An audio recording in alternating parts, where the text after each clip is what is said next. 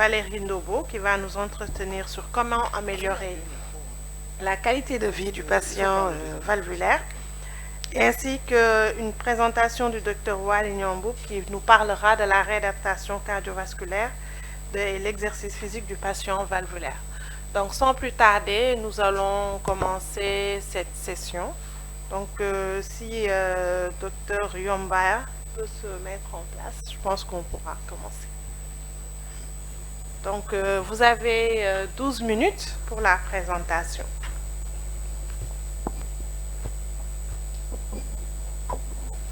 Okay. Merci de me passer la parole. Bonjour à tous. Le premier exposé de notre session va donc concerner les indications de la réadaptation cardiaque ou cardiovasculaire. Donc,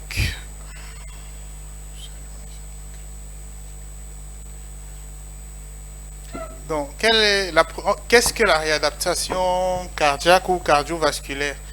La définition de l'OMS stipule que la réadaptation cardiaque est l'ensemble des activités nécessaires pour influencer favorablement le processus évolutif de la maladie, ainsi que pour assurer aux patients la meilleure condition physique, mentale et sociale possible, afin qu'ils puissent, par leurs propres efforts, préserver ou reprendre une place aussi normale que possible dans la vie de la communauté. Les objectifs de la réadaptation sont en premier lieu la reprise de l'autonomie et de l'exercice physique. Et ceci passe par une réadaptation fonctionnelle, une prise en charge et une correction des facteurs de risque cardiovasculaire identifiés chez le patient, dont une prévention secondaire, par les stratégies d'éducation thérapeutique qui vont permettre de stratifier, d'évaluer le risque individuel, d'une assistance psychologique afin de réinsérer socialement et professionnellement le patient. Les composantes de la réadaptation peuvent être résumées dans ce cycle qui, en premier lieu, consiste chez le patient qui a eu un événement cardiovasculaire ou une complication, d'évaluer son risque, de programmer son entraînement physique, de mettre sur pied l'éducation thérapeutique, améliorer sa qualité de vie par un accompagnement psychosocial et afin de les réinsérer socio-professionnellement, et ceci afin de faire de façon secondaire une prévention pour éviter qu'il y ait une récidive de ces complications ou de ces événements. Comment de façon pratique se fait la réadaptation cardiovasculaire? Il faut noter que notre exposé est surtout sur les indications, donc c'est de façon résumée. La réadaptation se fait en 3 étapes. Une évaluation initiale, une définition des différentes modalités de la réadaptation, en classant le patient en fonction de son risque cardiovasculaire, afin de programmer des séances qui peuvent se faire en ambulatoire ou intra-hospitalière, et de mettre sur pied un programme à proprement parler avec un reconditionnement à l'effort, une éducation thérapeutique, l'accompagnement psychosocial, et tout ceci afin d'obtenir une réinsertion quasi normale socio-professionnellement et psychologiquement. Maintenant, pourquoi réadapter? L'étude InterHeart en 2004 a permis de regrouper les parts attribuées au risque cardiovasculaire à 9 principaux facteurs qui sont résumés ici avec le tabagisme, le ratio ApoB sur ApoA1, l'hypertension, le diabète, l'obésité abdominale, le stress psychosocial. Mais ce qui est surligné ici en rouge, c'est l'alimentation, la consommation d'alcool et puis l'activité physique, donc qui entre vraiment en première ligne dans la prise en charge en réadaptation cardiaque. Pourquoi l'activité physique régulière? Parce qu'il y a des bienfaits. Je passe à la diapo suivante parce que la première est un peu surchargée. Elle est plus précise mais surchargée. L'activité physique a un intérêt sur quasiment tous les systèmes de notre organisme. avec une amélioration sur le plan neurologique, endocrinien, musculo-squelettique, cardiovasculaire et même un meilleur suivi chez les patients qui sont cancéreux, souvent en rémission ou ou sous traitement. Et sur les facteurs de risque cardiovasculaire, on a les effets de l'activité physique. Ce sera une réduction de l'insulinorésistance, une réduction des complications dégénératives, une amélioration du contrôle pondéral en association avec le régime, bien sûr, une diminution du taux de triglycérides avec une augmentation du HDL cholestérol, une amélioration de la pression artérielle. Le sévrage tabagique est beaucoup plus facilité par l'activité physique et même une amélioration psychologique avec une diminution de l'anxiété et de la dépression. Les effets cardioprotecteurs de l'entraînement aboutissent à une réduction de l'athérosclérose, un effet antithrombotique, anti-ischémique, anti-arythmique et on rappelle encore cet effet psychologique qui reste très important. Ça a été prouvé par des études, notamment ici avec celle-ci publiée en 2015 dans l'European Heart Journal, qui montrait que chez des patients qui avaient eu des événements cardiovasculaires, ceux qui entraient dans un programme de réadaptation cardiovasculaire avaient une mortalité au bout de 4 ans qui était beaucoup plus faible que le groupe qui n'avait pas eu de réadaptation cardiovasculaire. Je tiens quand même à noter, j'espère que vous le voyez bien, que ce sont quand même des effectifs de 24 000 et de 11 000 patients qui sont quand même assez considérables. Maintenant, en matière de réadaptation cardiovasculaire, effectivement, en améliorant aussi la capacité métabolique du patient, on est meilleur. On constate qu'un gain de 1 mètre augmente carrément la survie de 12%. Donc, on a un intérêt à faire de la réadaptation cardiovasculaire et à augmenter même son intensité au fil de la réadaptation.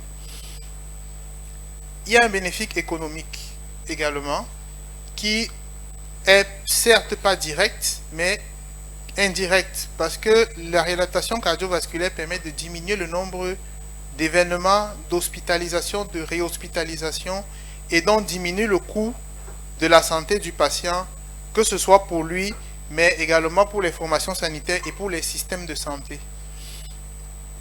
Quelles sont donc les indications de la réadaptation cardiovasculaire à proprement parler? La maladie coronaire, et ceci en dehors de la chirurgie, en cas de syndrome coronarien aigu stabilisé, parce que le patient qui est instable ne sera pas éligible à une réadaptation cardiovasculaire avant d'être stabilisé. Et c'est une recommandation de type 1A. Chez des patients chez qui on a programmé une angioplastie, bien sûr, stabilisée aussi cliniquement, en cas d'angor stable, en cas d'insuffisance cardiaque, chez des patients qui présentent une dysfonction systolique du ventricule gauche, chez des patients qui ont une insuffisance cardiaque à fraction d'éjection préservée, chez des patients après une resynchronisation, une assistance ventriculaire et même chez des patients transplantés. Il y a les indications en cas de chirurgie, ce sont des pontages, les chirurgies valvulaires, les chirurgies de l'aorte thoracique et même chez des patients en préopératoire. Les autres indications sont chez les patients qui présentent des artériopathies oblitérantes des membres inférieurs, en cas d'ischémie ou d'ischémie chronique ou de claudication, ou même chez les patients qui ont été revascularisés. Les autres indications concernent les cardiopathies congénitales, les patients à haut risque cardiovasculaire et les patients qui sont porteurs de défibrillateurs automatiques internes. Quelles sont donc les contre-indications à la réadaptation cardiovasculaire? Les contre-indications par rapport à la réadaptation tiennent d'abord compte du niveau de risque cardiovasculaire du patient qui est évalué après son événement ou après un diagnostic. Bon, la diapositive rappelle les différents critères pour classer le patient à haut risque, à risque intermédiaire ou à faible risque cardiovasculaire.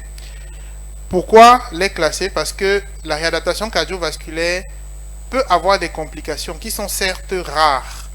Parce que sur cette étude, on s'est rendu compte que le nombre de complications et de morts est extrêmement rare. Il y a en moyenne 1,3 morts par million de patients par heure de réadaptation cardiovasculaire. Donc c'est vraiment insignifiant comme complication, mais en tenant compte du fait qu'il y ait des contre-indications à la réadaptation, notamment toutes les situations qui sont instables, syndrome coronarien aigu non stabilisé, insuffisance cardiaque décompensée, des troubles du rythme ventriculaire qui ne sont pas maîtrisés, la présence de thrombus intracardiaques qui sont à haut risque embolique, notamment des thrombus qui sont pédiculés ou qui sont volumineux, la présence d'un empêchement péricardique de moyenne à grade d'abondance, les maladies thromboemboliques et les antécédents récents de thrombophlébite, les obstacles à l'éjection ventriculaire qui sont symptomatiques ou pas, notamment dans les cardiomyopathies hypertrophiques, les rétrécissements aortiques serrés. Également toutes affections inflammatoires ou infectieuses qui sont évolutives. Et la dernière contre-indication, c'est l'hypertension artérielle sévère. Maintenant, on sait quels sont les avantages de la réadaptation, les indications. Est-ce qu'il est possible de réadapter? Oui, en Afrique, il est possible. Il y a de plus en plus de centres de réadaptation cardiovasculaire qui se créent en Afrique. En comparant aux autres pays dans le monde, on se rend compte qu'on est un peu en retard parce que quand on compare que ce soit à l'Europe de l'Ouest ou à l'Amérique, en sachant qu'envers ce sont des pays qui ont plusieurs centres de réadaptation. En Afrique, il n'y en a pas beaucoup, surtout en Afrique du Sud et en Algérie, mais il y en a de plus en plus. Ici, ce sont des centres qui sont présents. Il y en a 8 qui sont des centres qui peuvent suivre des programmes complets de réadaptation cardiovasculaire, mais il y en a d'autres qui ont essayé de faire de la réadaptation avec des conditions locales. Maintenant, au Cameroun, je vais aller beaucoup plus vite. Je présente juste une petite étude qui est en cours, qui a été initiée dans une formation sanitaire ici à Douala pour en fait estimer les besoins de réadaptation cardiaque en milieu hospitalier et dans une zone urbaine qui a commencé le 1er janvier. Les résultats dont on dispose ont été arrêtés le 28 février de cette année. Et c'était par une collecte de données dans les services de cardiologie. C'était tous les dossiers des patients qui nécessitaient une réadaptation qui ont été les critères d'inclusion. On a exclu les dossiers qui étaient incomplets. L'analyse est faite avec le logiciel SPSS de la version 26.0.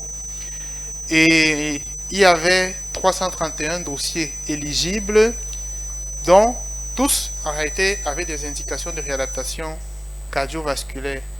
Une prédominance qu'elle était masculine, je crois qu'on ne voit pas les pourcentages, elle était à 56% de prédominance masculine avec une moyenne à l'âge de 62,81 ans. Et les caractéristiques cliniques c'était surtout des hypertensions artérielles grade 3. Et si vous regardez les valeurs moyennes, on est à 197,65 pour la pression artérielle systolique et 110 pour la pression artérielle diastolique. Le diabète, surtout de type 2, des obésités morbides et les patients qui avaient une indication vraiment absolue étaient à 7,6%. Ceux qui avaient une indication relative étaient les plus nombreux.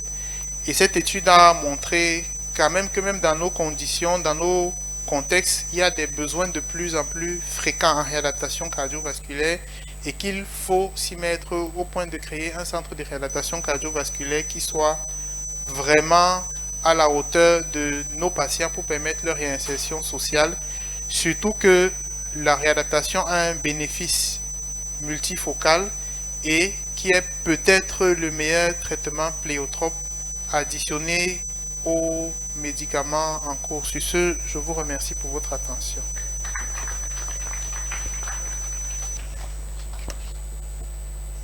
Merci, docteur Yomba, pour votre présentation. Nous allons passer à la communication du docteur Valérie Ndobo, qui est cardiologue à l'hôpital central de Yaoundé et enseignante à la faculté de médecine et des sciences biomédicales de Yaoundé. Sa présentation portera sur comment améliorer la qualité de vie du patient valvulaire. Docteur Ndobo, vous avez 12 minutes pour cette présentation. Je vous remercie de me passer la parole. Bonjour à tous, chers maîtres, chers panélistes, chers collègues. Donc, je vais